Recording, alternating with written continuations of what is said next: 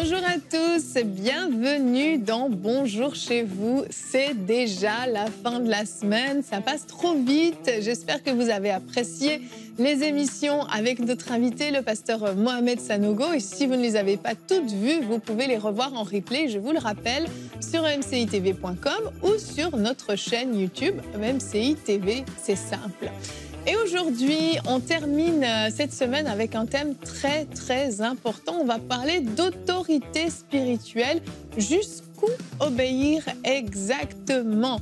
On va voir ce que dit la Bible par rapport à ça. On va voir les différents excès qu'il peut y avoir. Ça s'annonce être une discussion très, très intéressante avec Frank et Aurélie. Salut à tous les deux. Bonjour, bonjour Frank. Oh, grand sujet. T'es plus en forme que dans l'émission de lundi. Tu t'es réveillé au fur et à mesure de la semaine. Ouais, c'est souvent le vendredi que je deviens très en forme. C'est utile, ça. Parce que c'est la fin de la semaine. Non, c'est le lundi à 10h le matin à peu près que ça commence à arriver. Ah ouais, mince. Les tournages sont finis le Oui, lundi à 10h. c'est ça, ouais, exact. C'est embêtant, ça. Tu fais exprès, en fait. Je suis pas le seul, je suis sûr. Non, le lundi matin, c'est vrai que... Ouais. Moi, je suis plus de soir. Hein. Ouais, moi aussi. Il y en a qui aiment se lever à 4h du matin, je sais pas pourquoi. Ouais. Ah, Aurélie. Et il y en a, Hein? ça peut arriver. Hein. Ben oui, oui, Il y a hein, des personnes Aurélie. comme ça. Ces gens bizarres qui se couchent très tôt, qui se lèvent très tôt. Ça peut On ne arriver. sait pas pourquoi. On ne sait pas pourquoi. Ils ont été faits comme ça, mais ce n'est absolument pas notre thématique du jour. Non, ce que je disais, c'est gros thème Oui, qui varie selon les nations. ça c'est Hein? vrai. C'est vrai. Non, Hein? ben oui, il a raison. Ah c'est oui. vrai. Dans- Expliquez-moi ça. Ah, vas-y. La Frank. parole ne varie pas selon les nations, Aurélie. Mais les cultures, les façons de faire, Ah, ok. les façons dont les D'accord. choses sont organisées. C'est vrai, c'est vrai. Voilà. Ah, t'as Fait des que choses j'avais à raison, dire. hein. T'as vu? Bravo, Frank. Merci. Francophonienne Evelyne. Allez, on va commencer tout de suite ce thème délicat. On en a conscience, mais très, très important. Alors, Aurélie, tu as cette belle responsabilité de nous dire ce que dit la Bible de la soumission aux autorités. On commence avec la pensée du jour.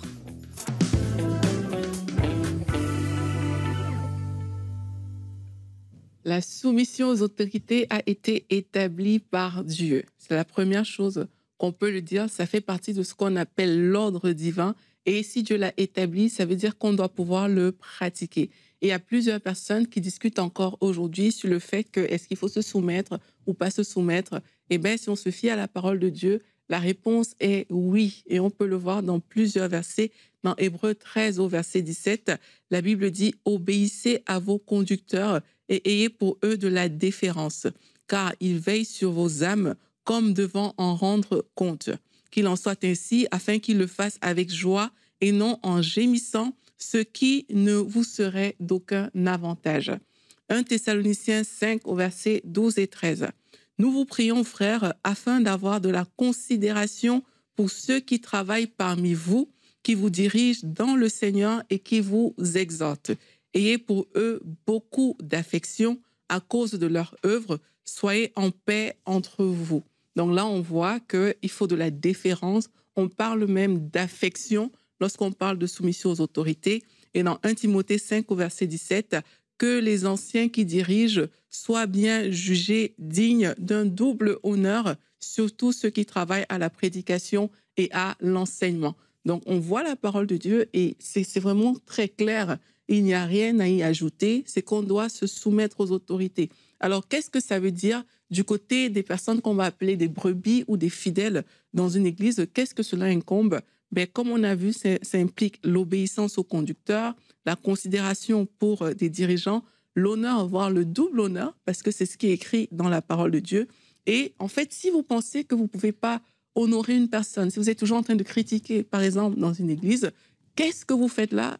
Allez-vous-en, en fait, parce que vous êtes tout simplement incapable d'honorer cette personne-là, et c'est ce que la Bible nous demande de faire.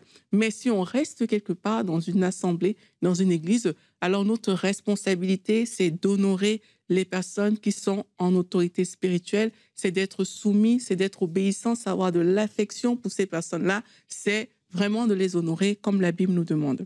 Maintenant, qu'est-ce que ça signifie du côté des bergers, c'est-à-dire du côté des pasteurs ou du côté des personnes qui sont en autorité spirituelle. C'est important de réaliser quand même en tant que berger que si les personnes, on arrive à se poser des questions comme est-ce qu'on doit honorer, est-ce qu'on doit se rebeller, c'est parce qu'il y a eu des abus. Et la Bible nous met en garde par rapport à ça.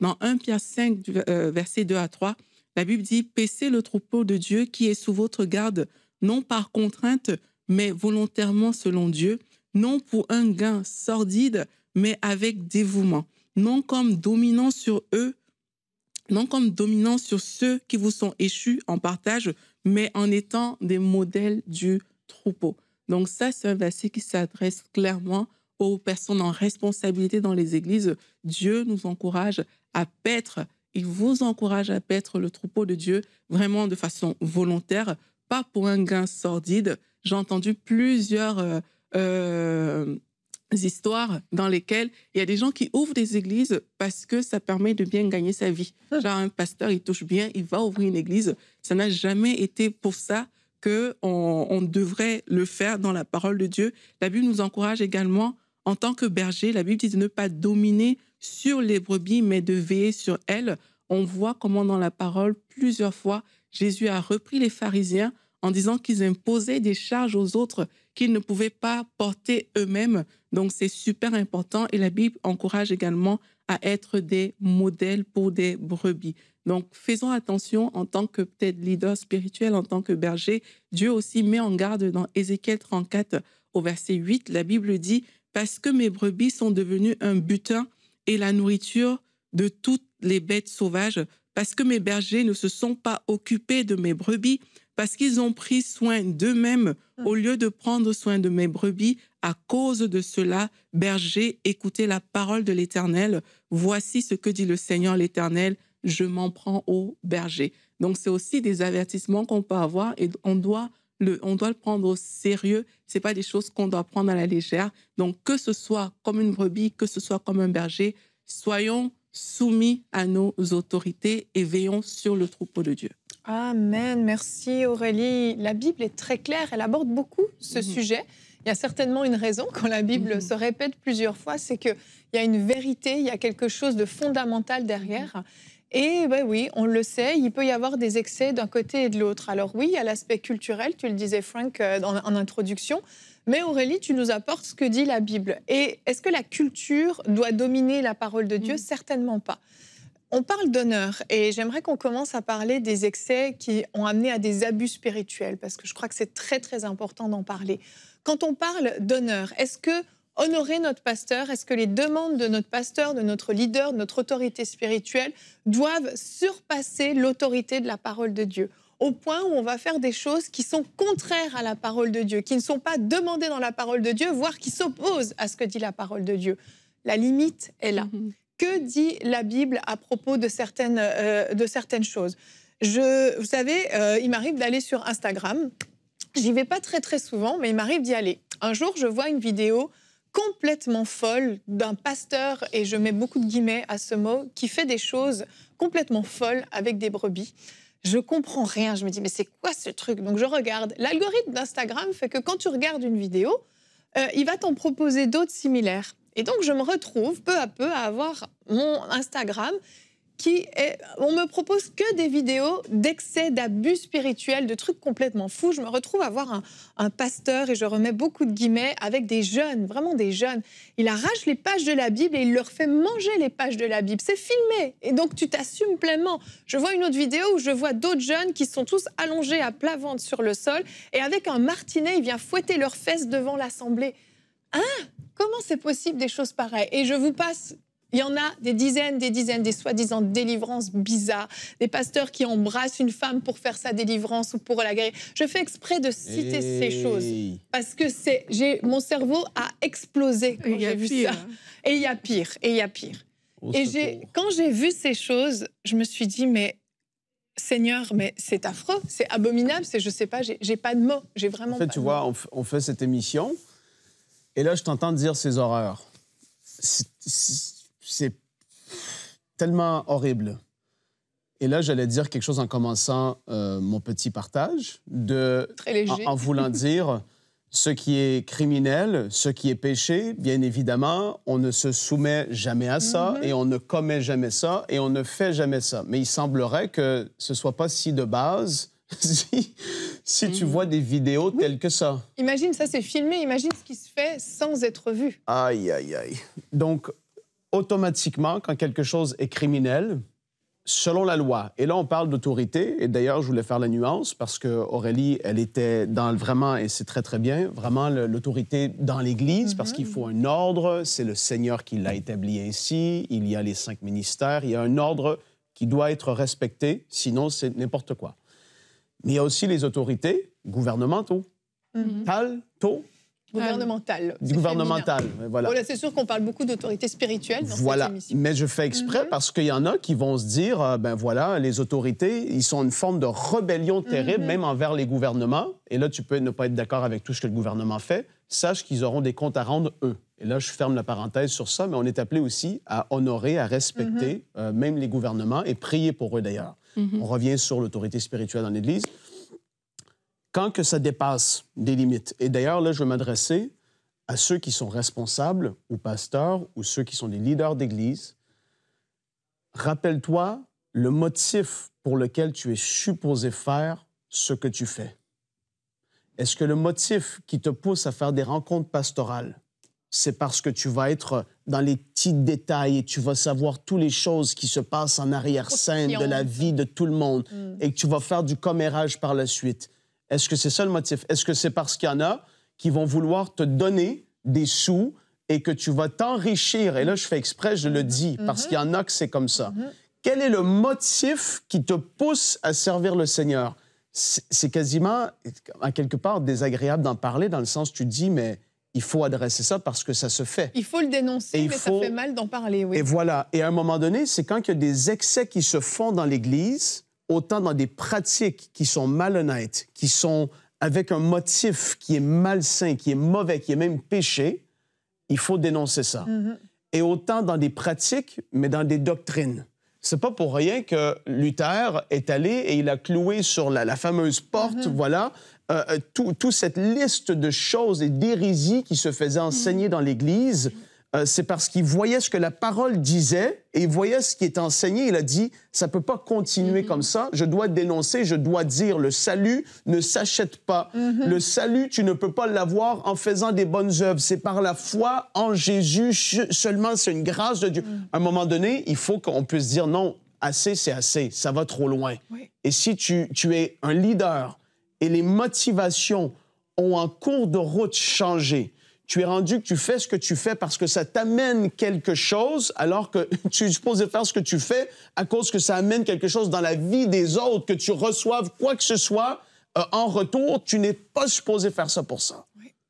Et alors, de mettre en introspection un peu les motivations qui sont là dans le cœur va faire que tu vas peut-être changer la façon de faire ou tu vas même peut-être prendre une pause plus ou moins longue du ministère pour te dire, Seigneur, je dois me refocaliser et me remettre devant toi et dire, Seigneur, pourquoi est-ce que j'ai commencé à faire le ministère à la base? Parce que je vois qu'en cours de route, ben, ça a changé. Mon cœur s'est éloigné. Et ça, il y a une dominance qui peut s'exercer à cause d'évidemment ce que tu en retires. Sinon, ça n'arriverait pas. Ben, bien sûr. Mais il y a quand même quelque chose, c'est que, oui, le cœur de l'homme est mauvais par défaut et le désir de gloire, le désir d'être en autorité. Tout à fait. L'homme La renommée, aime ça, le tout. exactement. Mais il y a aussi une responsabilité de l'assemblée, des brebis, comme on va les appeler, des fidèles, qui vont être dans des excès d'honneur pour essayer d'obéir à la Bible, mais parce qu'on est mal enseigné des fois, et une soumission telle qu'en fait, on élève tellement l'homme, on le place à un tel niveau que ça devient aussi une occasion de chute pour lui. Et c'est là où on a notre part de responsabilité en tant que brebis, en tant que fidèle, de savoir c'est quoi l'honneur, en fait, selon la parole de Dieu. Où est-ce que ça s'arrête? En fait, ce que tu dis est tellement vrai et on a beaucoup vu ça dans certains endroits. C'est que c'est comme si l'homme de Dieu, on va dire ça comme ça, prend la place de Dieu. Exact. Et quand on est dans une position en tant que fidèle, où on ne réalise plus que devant nous, c'est un homme et qui peut être faillible, on ouvre la porte à beaucoup de manipulations spirituelles. parce que c'est comme ça que ça fonctionne. Tout à fait. C'est des dépendances, en fait. Oui. Je dépends d'un homme, je dépends de quelqu'un qui va me donner telle chose, qui va me dire où envoyer mes enfants à l'école, comment prier, et ça va très loin. Comment dépenser mon Moi, argent. j'ai entendu des histoires de certains, entre guillemets, pasteurs qui ont dit aux gens de ne pas aller passer leur examen comme le baccalauréat. Donc, tu rates, en fait, une année scolaire parce que quelqu'un est venu te dire « Non, ne va pas faire ça et tout ». Il y a c'est pas Dieu, cet homme-là, et il peut être faillible. Oui. Moi, j'aimerais vraiment le dire, c'est qu'un pasteur peut être faillible. Il y a des gens pour qui cette phrase est inconcevable, en fait. Mais c'est un homme Bien comme sûr. toi. Ou une tu femme. es aussi un homme ou une femme. Tout à fait. Ils peuvent être faillibles. Ils ne prennent pas la place de Dieu. Dieu est le seul à qui on doit se soumettre totalement, qu'on comprenne ou pas. 100%. Mais en tant que brebis, on doit aussi avoir le discernement. Oui. Et ce discernement, il Complètement. faut le cultiver. Oui, parce que tu sais, c'est comme dans les choses spirituelles, on devient un peu stupide. Oui. Tu acceptes tout soudainement. Et tu te dis, mais ça fait aucun sens. Mais là, parce que c'est spirituel et dans l'Église, on doit tout accepter ou on doit en effet dire, le pasteur m'a dit, il a prié pour moi, il a dit de ne pas faire mon examen, que je dois abandonner l'école, je vais le faire. Mais attends un peu, c'est quoi cette affaire? Jusqu'où tu es prêt à aller? Après, c'est ta décision, c'est à toi de prendre la décision. Et c'est ce qu'on fait. Tout à l'heure, on a parlé à ceux qui sont responsables et on ne peut pas aller dans tous les détails. Evelyne, tu le sais avec le temps qu'on a dans Bien cette sûr. émission. Là, on parle aux brebis, à ceux qui vont dans une église. Tu te fais dire des choses. Premièrement, c'est ta décision. Si ça ne fait pas de sens, si ça ne témoigne pas ton esprit que ça vient de Dieu, si tu sens que là, tu as un malaise, c'est pas parce que ça a été dit que ça doit être fait. Et deuxièmement, si tu sens que justement, il commence à y avoir un contrôle sur des décisions personnelles qui sont de plus en plus exercées, prends garde et fais attention, parce qu'il y a des hommes et des femmes qui sont, et c'est une réalité, même qui se disent hommes et femmes de Dieu, mais qui sont très mal intentionnés. Oui. Et il y en a eu dans toute l'histoire de l'Église. On le lit dans les Épîtres. On voit les apôtres qui mettaient en garde les gens, disaient, voilà, il y a des hommes qui vont aller dans vos maisons, qui vont vouloir piller, qui vont vouloir voler, qui vont vouloir profiter d'eux. Faites attention à ces personnes et dénoncez ce qui se fait. Alors aujourd'hui, il faut prendre conscience des deux sens. On essaie d'être c'est ça. équilibré.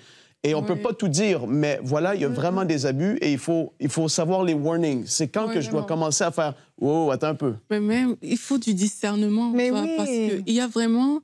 Et du Il y bon a vraiment sens, des fois oui, aussi. Il y a des choses que tu regardes. En fait, il y a tellement de choses dans ma tête aujourd'hui que je peux pointer du doigt. Et il y a des choses que tu regardes et tu te dis, mais juste le bon sens naturel te montre que ça, c'est du n'importe quoi, normal. en fait. Et plusieurs personnes tombent dans ces choses-là.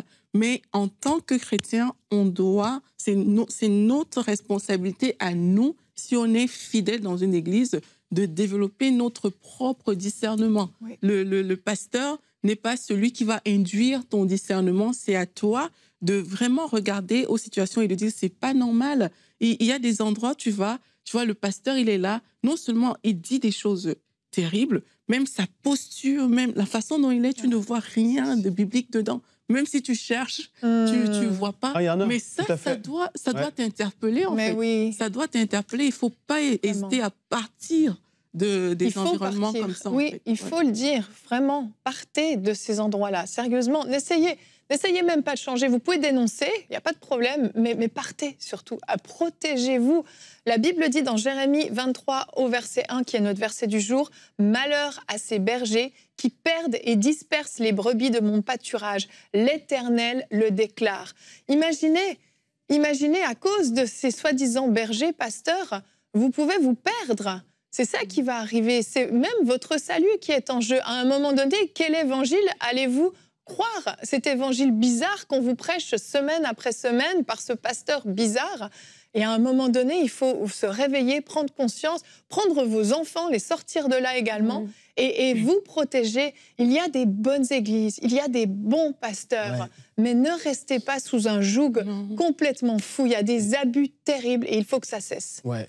Là, on équilibre et on se dit qu'il y a des choses qui se font, qu'il faut en être conscient, discerner, pas être stupide, voir les choses telles qu'elles sont et dire là, ça va trop loin, je quitte cet endroit. je décide de ne plus me soumettre, entre guillemets, à ce qui est dit, même qu'il y en a qui vont vouloir te forcer à rester. Aïe, aïe, aïe. Là, il faut fuir. Maintenant, comme Aurélie l'a dit, c'est très, très vrai. Les hommes et les femmes sur cette terre, spirituelle ou pas, appellent au ministère, qui portent le titre d'apôtre, de pasteur, de prophète, d'évangéliste, de docteur, sont des hommes et des femmes qui sont imparfaits. Et on va tous avoir des opinions qui vont être différentes les uns des autres. C'est pas parce qu'il a dit quelque chose en prêchant qui est une opinion qui n'est pas la tienne que tu te dis ici c'est mauvais. Tu vois, il faut être équilibré. La part des choses, bien sûr. Mais maintenant, tu sais qu'il y en a, et en effet, et c'est pour ça que même le Seigneur a établi un ordre dans l'Église parce que c'est important. Oui. Mais lorsque tu es quelqu'un, déjà, si on a été dans un climat d'abus spirituel, il faut en guérir. Oui. Parce que tant que tu ne seras pas guéri, partout où tu vas aller, tu vas penser le voir et le vivre parce que tu es tellement sensible à ça. C'est comme si la plaie est tellement fraîche que il manque un petit truc. C'est comme allergique, en fait. Voilà. Et là, il faut en guérir de ça. Parce qu'il y en a eu, il y en aura, malheureusement, et il faut en guérir. Et là, une fois que tu arrives ailleurs et que tu en es guéri, tu peux te dire que, waouh, il y a des personnes qui exercent un ministère et que je décide d'aller à cette église-là, à cet endroit-là, faire partie et me soumettre volontairement. Et ces gens-là sont bien intentionnés. Ça existe. Bien sûr. Des personnes qui sont bien. Et c'est la majorité, normalement. D'ailleurs, tout à fait, et il faut le voir comme ça dans le sens où les motivations vont être pures. Ils vont vouloir ton bien-être. Ils vont vouloir te voir grandir dans tes talents. Ils vont vouloir t'enseigner. Ça ne veut pas dire que t'enseigner, c'est toujours dire oui, tout ce que tu fais, c'est génial. Non, parfois, tu vas être repris. Mais tu sens que c'est fait avec amour, compassion, et parce qu'il y a un désir de te voir être tout ce que tu peux être en accord avec ce que le Seigneur t'appelle à être. Et là, tu fais « wow ». Et ça, des personnes comme ça, c'est précieux, précieuses. Ce sont des personnes vraiment que, en effet, méritent de l'honneur parce qu'ils donnent leur vie. Oui. Et parfois, ils ont sacrifié énormément pour être là, enseigner. Ce sont de vrais bergers. Vraiment, qui enseignent un troupeau, qui ont renoncé parfois des postes, des positions et à tout. Et ils donnent leur vie pour que te voir être transformé à l'image de Jésus. Et ça, oui, en effet, ça mérite l'honneur, ça mérite le respect, ça mérite d'être à quelque part élevé, mais pas démesuré, mais de pouvoir dire, waouh, moi, mes bergers, le pasteur, son épouse et l'équipe, c'est vraiment... je suis tellement béni, Seigneur. Merci pour ces gens de qualité que tu as mis autour de moi. Et ça, ça existe en effet. Et il faut le célébrer. Et ces bons pasteurs, parfois, sont victimes de rébellion de la part des brebis. Et eux deviennent victimes. Tout à fait. Et c'est là où c'est important. On est obligé de faire l'équilibre. On l'a dit, selon les cultures, selon les églises, on est obligé de faire l'équilibre. À l'inverse, il y a des fidèles, des brebis qui vont maltraiter leurs pasteurs parfois, qui vont tellement les critiquer, tellement les salir, tellement les dénigrer, n'avoir aucun respect pour eux. Et là, ça ne fonctionne pas. On l'a entendu dans la pensée du jour que tu as faite, Aurélie. Il y a cet honneur dont tu parles également, Frank. Et c'est important de comprendre. Il y a des bergers qui souffrent, des gens qui quittent l'Église, qui font des divisions, qui salissent la réputation du pasteur avec des mensonges. Toutes ces choses-là sont autant en horreur à Dieu que ce qu'on a cité en début de discussion. Ça, c'est vrai. Et on va reconnaître ça comment? C'est quand tu marches dans la rébellion, en fait.